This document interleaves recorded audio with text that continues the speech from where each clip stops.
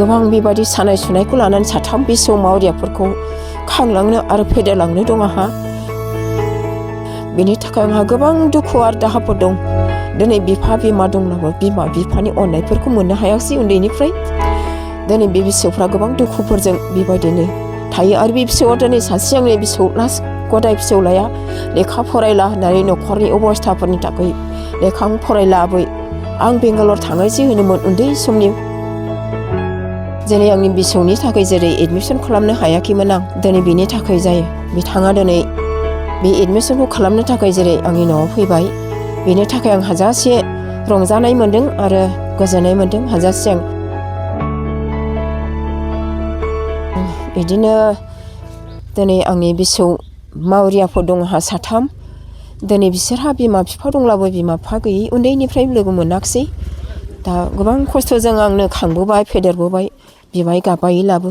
दिनै आंनि न'खराव दिनै जाय बिथांमोना फैनानै दिनै आंनि बियादै फंबायफ्रा दिनै फैनानै दिनै आंनि फिसौनि थाखाय जेरै एडमिसन खालामनो हायाखैमोन आं, दिनै बेनि थाखाय जायो बिथाङा दिनै बे एडमिसनखौ खालामनो थाखाय जेरै आंनि न'आव फैबाय, बेनि थाखाय आं हाजासे रंजानाय मोन्दों आरो गोजोननाय मोन्दों। हाजासे आं धन्यबाद होयो बे बाबुखौ।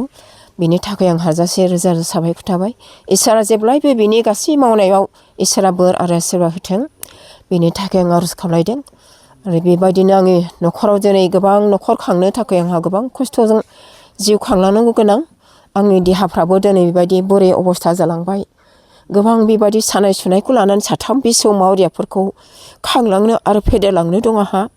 बेनि थाखाय आंहा गोबां दुखु आरो दाहाफोर दं। दिनै बिफा बिमा दंब्लाबो बिमा बिफानि अननायफोरखौ मोननो हायाखिसै उन्दैनिफ्राय। दिनै बे फिसौफ्रा गोबां दुखुफोरजों बेबायदिनो थायो आरो बे फिसौआ दिनै सासे आंनि फिसौ लास्ट गदाय फिसौलाया लेखा फरायला होननानै न'खरनि अबस्थाफोरनि थाखाय लेखा फरायलाबै आं बेंगालर थांनायसै होनोमोन उन्दै समनि। हाबाब आबौ नों बेबायदिखौ दासान, नों खस्थ'नि गेजेरजों नोंनि फरायनायखौ नों गोसोआव लाखि, नोङो दिनै आंनि बुजायनायखौ ला, नोंनि जाहाथे नोंनि मोजां गियानखौ लानानै नोंनि उननि संसाराव मोजां आथिङाव गसंथेनो मोनसे थांखि सिमांखौ लानो होननानै आं बुजायै बुंनानै दा फिसौआ देग्लाय क्लास 9आव थांबाय। दा बिनि थाखाय साइकेल बायना होनो हायाखै, साइकेल नांगौ।